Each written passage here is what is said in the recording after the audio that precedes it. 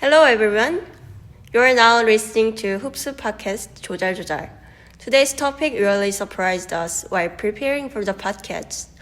We recommended that you listen closely. We are talking about the AI literacy gap. ChatGPT, automation, generative AI, these days almost everyone uses them, right? But here's the question. Is everyone really on board with this change? Not really.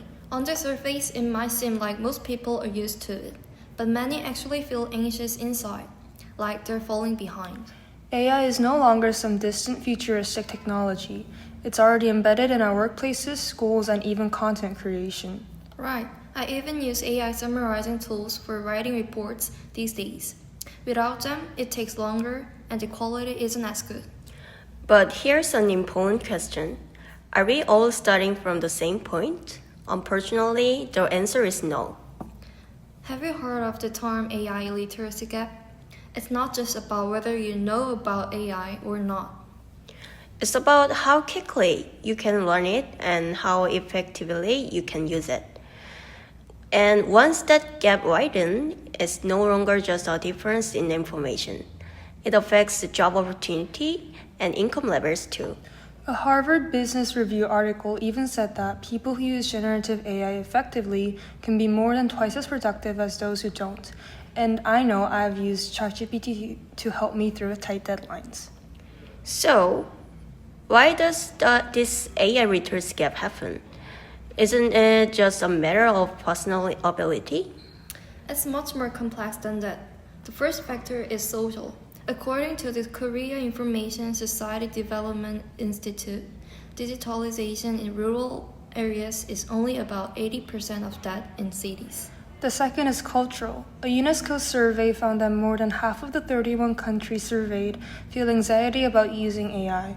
New technology can feel intimidating and unfamiliar. Income and education levels. Those individual factors matter a lot too. Only the wealthy can easily afford premium AI service.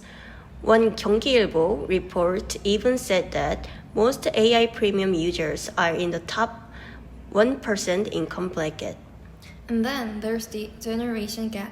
According to 서울신문, 78% of people in their 20s have used AI, while only 24% of those over 50 have.